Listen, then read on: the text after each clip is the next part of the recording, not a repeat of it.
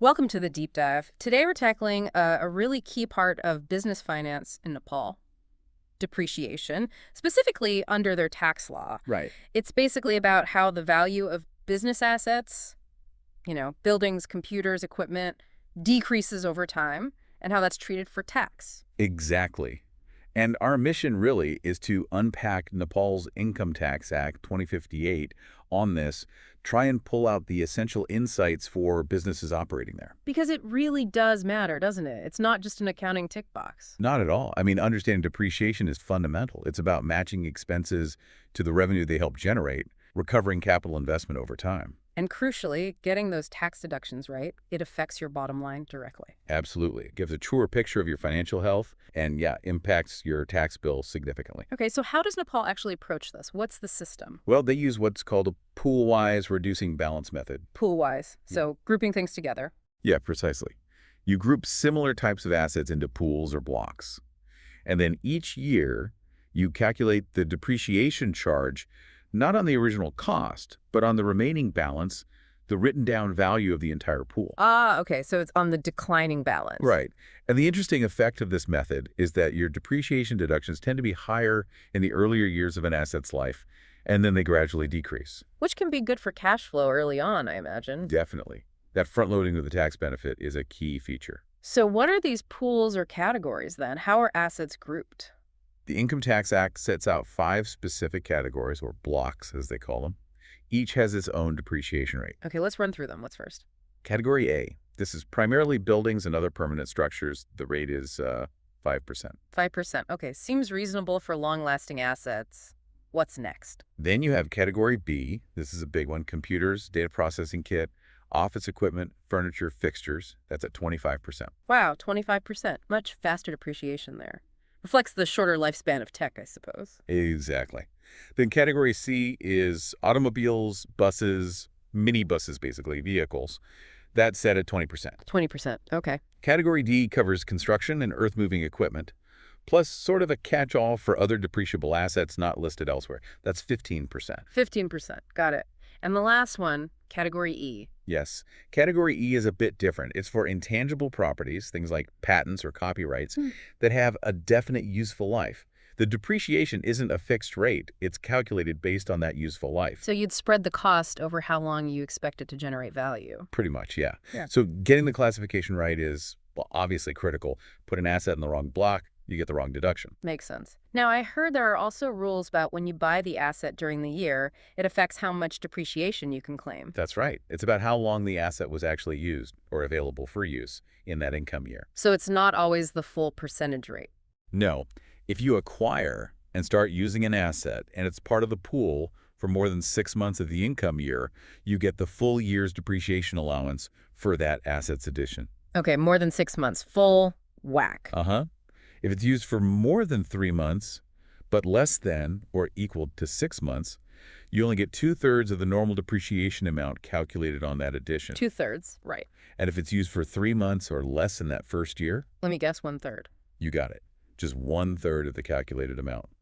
So the timing of your capital expenditure can definitely influence your immediate tax position. It encourages planning, perhaps avoiding buying big things right at the year end if you want a bigger immediate deduction. And it certainly adds a layer to consider, yes.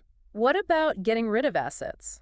Selling them or disposing of them? How does that work with these pools? Okay, so when you dispose of an asset from a pool, the money you receive, the disposal proceeds, is deducted from the pool's written down value before you calculate depreciation for that year. So it reduces the base for depreciation?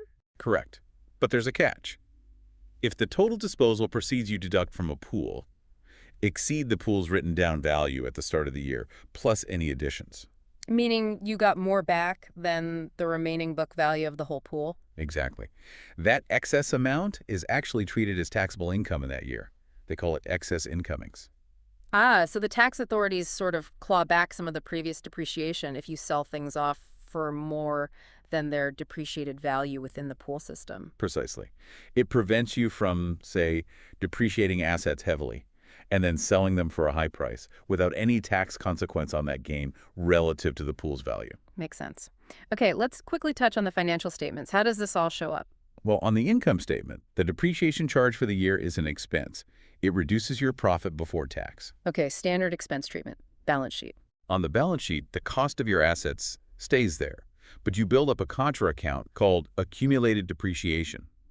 This gets deducted from the asset cost to show the net book value, or written down value. So depreciation reduces the asset value shown. Right. And cash flow statement. Ah, key one. Since depreciation is a non-cash expense, you're not actually spending cash each year on it. The cash went out when you bought the asset.